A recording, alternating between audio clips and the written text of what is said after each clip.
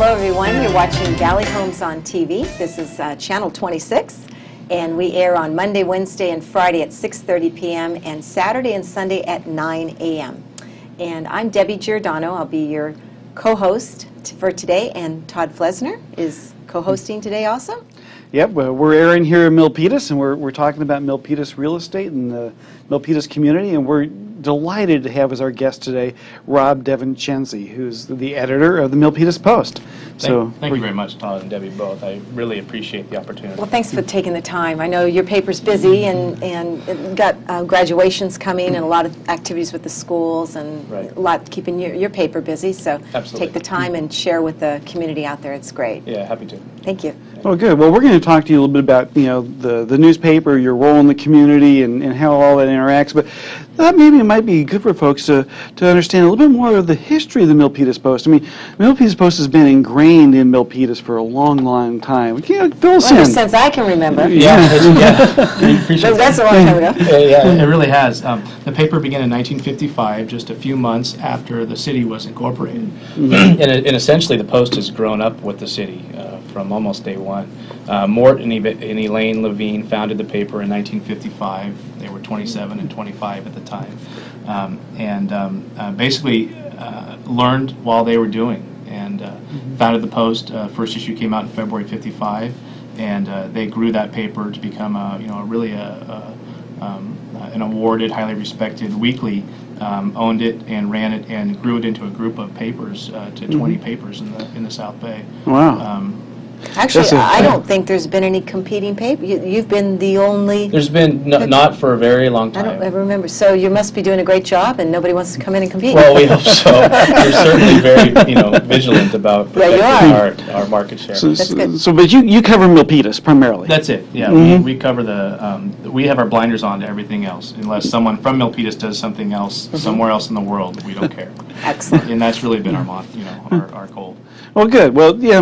So you grew up here. The paper grew up here. You've been with the paper for quite a while as well, yourself personally. Long time. It's coming on 16 years now. Wow. I started as a reporter, just a cub reporter right out of college. Okay. And, became managing editor after that. Good. And I then, didn't know that. Yeah, and then became publisher and took over the group when Mort sold his share to A&G Newspapers in 1999. Oh, good. So what is it that you guys try to focus on in the Milpitas Post? What is it that you see really as your role in the Milpitas community, and where's the paper really put its emphasis? Yeah, I think, thanks. I think that's a good question. We certainly strive to keep people informed on government news and things that are really going to impact them on the tax basis, etc.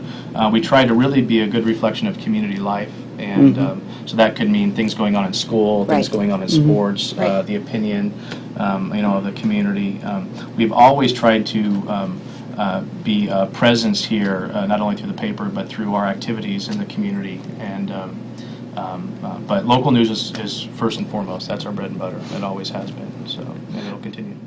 Well, good. Well, yeah, we have other media outsources in the areas. We have the Mercury News and that sort of thing, but they cover more the larger geographic area. So you guys really have a unique niche in terms of being real home local in terms of your coverage. Well, let me ask then, how has that coverage changed over the years?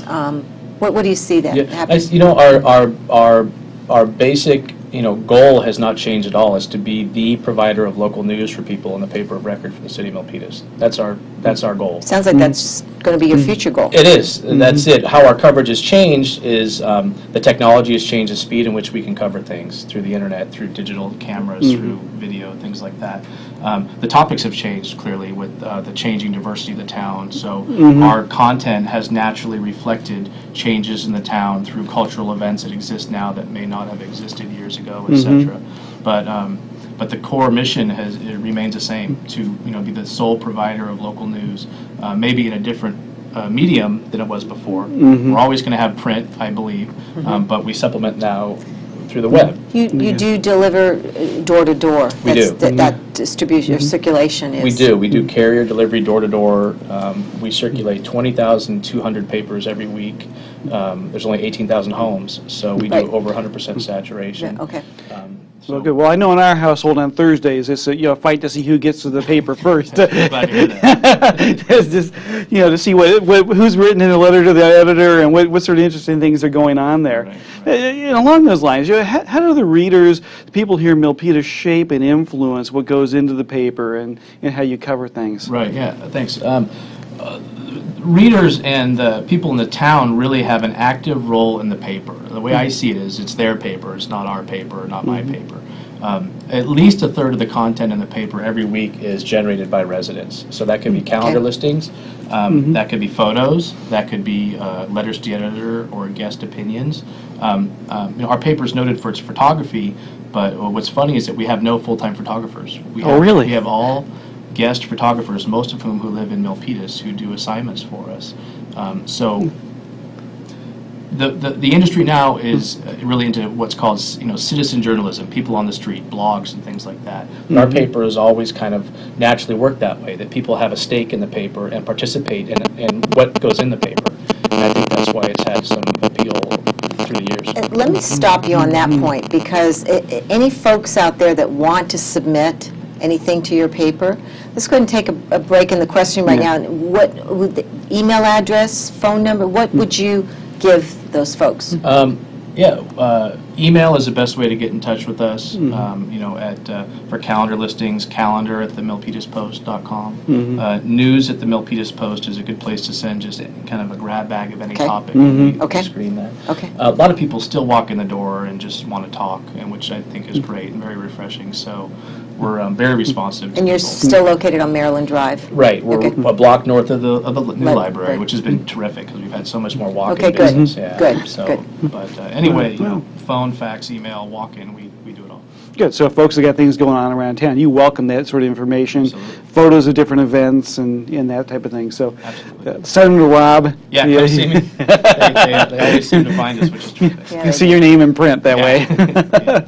Well, good. Well, we talk real estate on this show, and we think Milpitas is a great place to live and work. I thought, you've been around town, like you said, for 16 years, involved with the community. What is it you see about Milpitas that makes it such a unique community, but a great place for folks That's a good question. to want to live and work? Yeah, I think that is a great question. I think, I look at Milpitas as uniquely suited to where it sits in the mix of private and public services that it has. I think the city has an excellent array of, the city of Milpitas itself has an excellent array of like recreation services and things like that that are low cost that very few cities can match. We have such a beautiful new library, which I think is, really lends itself to a high quality of life. I think that some of the private ventures that are new to the town really make it a great place to live. I look at the new Humane Society of Silicon Valley, which is a state-of-the-art, one-of-a-kind center, which is no other city has. I think I think a lot of people are thankful that it's here. The India Community Center, different things like that are really unique, that provide services that no other city has in the Bay. It sounds like we as a city have addressed the diversity in our community. Yeah, I think it's as well, if not better than anybody else. Yeah, I think that diversity I agree. is emphasized and really celebrated in the city, and certainly in our coverage it has evolved over the years where we are now doing special sections for the Filipino Fiesta, for different things like that. Well, I think Milpitas is also unique in the demographics, in that there's not any one particular ethnic group or demographic group that is a majority. I mean, it's really a blend of different types of cultures and folks who are here in Milpitas. It is, absolutely. I think certainly the Asian American population has grown to be the single, largest now at 52%. But the mix is so diverse and so fluid that I think it makes for excellent dining, terrific restaurants, great cultural events, things like that. So, well, good. Any other trends that you see here in Milpitas, from your perspective as the editor of the newspaper, that you think are impacting or having an influence on the direction that we're headed as a city and the coverage that you provide? Yeah, I don't know. I mean, I think the trend is going to be toward continued diversity. I think we're going to see the Asian American population probably continue to rise. I just think that's been a trend. I think you'll see households that are 3 to